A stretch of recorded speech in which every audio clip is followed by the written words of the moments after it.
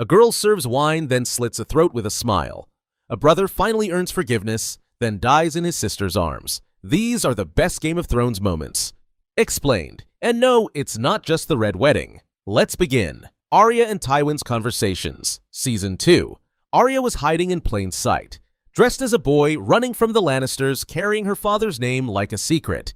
She ends up at Harrenhal, right in the middle of enemy territory, and somehow ends up pouring wine for Tywin Lannister. He doesn't know who she is, but he knows she's not a normal girl. She speaks well, she can read, she's smart, and more than anything, she listens. Their conversations aren't loud or dramatic, but they're full of tension. Tywin talks about war, history, and family. Arya just nods and responds carefully, all while thinking about revenge. It's one of the only times in the show where a Stark and a Lannister sit together without violence, and it's terrifying. You can feel the danger in every line. Tywin unknowingly praises the daughter of his enemy, and Arya quietly studies the man who destroyed her family. No one makes a move, but both are playing a game. It's one of the most underrated moments in the show. A girl pretending to be no one, a man who rules everything, and two enemies face to face, with no idea how close they are to disaster. Cersei's wildfire smile, Season 6 finale. Everyone remembers the sept blowing up, the green wildfire tearing through the Faith Militant. The choir, the silence, the explosion. But the real moment, the one people miss, comes just before that. Cersei stands by the window, alone, wearing black, a glass of wine in hand, and then she smiles. It's subtle at first, then full, controlled, terrifying. Because that's the moment Cersei stops playing defense. She's lost her children, her father, her dignity. They stripped her and walked her through the streets, and she took it. She swallowed her pride. She waited. And now, she's done waiting. The High Sparrow, Marjorie, the whole religious order. Gone in seconds. This is what Cersei looks like when she finally becomes queen. The Mountain vs. the Viper, Season 4. If you've seen it, you remember the end. You remember the scream. You remember Oberyn's skull being crushed. But before that, it was a masterpiece. Oberyn Martell steps into the arena like a dancer. He spins, he provokes, he's fast, theatrical, and furious. This isn't just a duel, it's a performance. Oberyn doesn't want to win. He wants a confession. He wants justice. He wants the Mountain to say it out loud. And that's what kills him. Oberyn had him. He knocked him down. He could have ended it, but instead he demanded a story, a public reckoning. One moment too long, and he was dead. People remember the blood, the shock. But what they should remember is that Oberyn died not because he was weak, but because he cared too much about the truth. Ned Stark's letter to Stannis, Season 1. Everyone remembers the beheading, the betrayal, the silence that followed. But just before that, Ned Stark made a decision that most people overlook. He wrote a letter to Stannis Baratheon, the rightful heir. Ned had learned the truth, that Joffrey wasn't Robert's son, that the line of succession was a lie, and instead of seizing power for himself or making a deal with Cersei, he did what he always did. The honorable thing. He put it in writing, he signed his name, and he tried to set the realm right, even as the wolves were closing in. That letter didn't save him, but it changed everything. It put Stannis into motion. It sparked a war, it fractured the Baratheons, it pulled Renly into the conflict, and it exposed just how fragile the kingdom really was. But Ned never got credit. He died a traitor, alone, misunderstood. The Night's Watch Oath Scene, Season 1. Snow falls gently, the trees are red with old blood. Jon and Sam kneel before the heart tree, and they speak the words. Night gathers, and now my watch begins. There's no audience, no music, just two boys pledging their lives to something bigger than themselves. Of purpose. For Sam, it's the beginning of courage. For us, it's the beginning of understanding what the Night's Watch really is. It feels like the last sacred thing left in Westeros. Jorah's death protecting Daenerys. Season 8. Jorah Mormont loved Daenerys Targaryen in a way that went beyond reason. He followed her across continents, endured exile, betrayal, disease. He was banished, humiliated, and still, he came back. And when the dead came for her, he didn't hesitate. No speeches, no glory, just sword to hand. Step in front, bleed, fall, keep fighting. He wasn't the strongest, he wasn't the youngest, but he was the last man standing between her and death. And when he finally dies, it's not with defiance, it's with peace.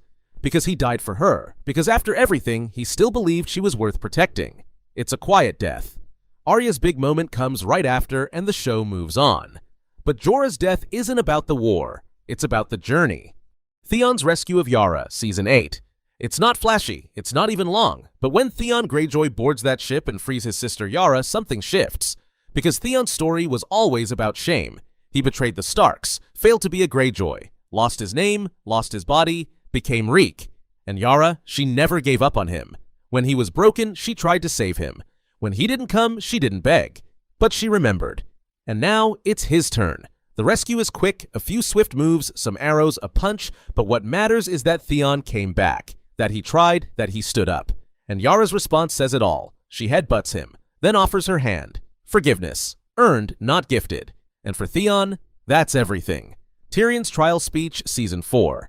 He stands in the middle of the courtroom, surrounded by liars, enemies, and people who've already decided he's guilty. And Tyrion Lannister, tired, bitter, heartbroken, snaps. I did not kill Joffrey, but I wish that I had.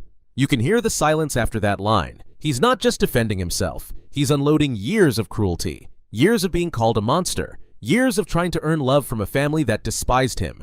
He calls out the hypocrisy, the injustice, the performative cruelty of this so-called trial. And when he demands trial by combat, it's not because he thinks he'll win. It's because he's done pretending the system works. Peter Dinklage delivers it like a blade, each word sharp, precise, cutting through the facade. It's not loud. It's not theatrical. It's a man pushed to the edge, finally saying the one thing no one in Westeros ever dares to say out loud, that the truth doesn't matter here, and it never did. Arya and the Hound at the Inn, Season 4. It starts like something out of a western. Arya and Sandor Clegane arrive at an inn. Inside, Polliver, the man who killed her friend Lami back in Season 2. The man who stole her sword, Needle. Arya doesn't scream, doesn't announce herself. She watches. She waits. And then, when the moment comes, she takes it back. She stabs him, slowly, repeats the exact words he said to her friend as he died. Something wrong with your leg, boy? It's chilling. It's personal. It's not justice, it's revenge. And it's not cathartic. It's cold. Because Arya isn't the same girl she was. She's desensitized, hardened, efficient. And the Hound? He watches. Doesn't stop her. Maybe even respects it. It shows how far she's come, how far she's fallen, and how deep the scars of this world go. Davos and Shireen, various seasons. Sometimes the best part of a show isn't a single scene, it's a slow, gentle thread. Ser Davos and Princess Shireen, a smuggler and a princess, a burned child and a hardened man. Nothing about it should have worked, but it did. She teaches him to read. He listens, she jokes, he laughs. She believes in him, and for once, someone does. There's a kindness there that's almost painful. Because you know how this world treats softness. You know what's coming. When Shireen dies, burned alive by her own parents, the scream is unforgettable. But it's Davos finding that little wooden stag in the snow that breaks you. Because that's when it sinks in. That even in this brutal, unforgiving world, there were small pockets of love, of learning, of loyalty, and one of them just got turned to ash. Brienne's Knighting, Season 8. It starts as a joke, a group of warriors sitting around a fire waiting for death. Tyrion says, "We're all going to die, so let's do something noble." And then Jaime Lannister turns to Brienne and says, "Kneel." No one laughs. Because in that moment, it's real. Brienne has spent her whole life being mocked, called ugly, called a freak. She served loyally, fought bravely, and still, she was never seen as equal. Until now. Jaime doesn't just knight her, he honors her. He gives her something no one else ever did, recognition. Arise, Brienne of Tarth, a knight of the Seven Kingdoms. It's simple, but devastating.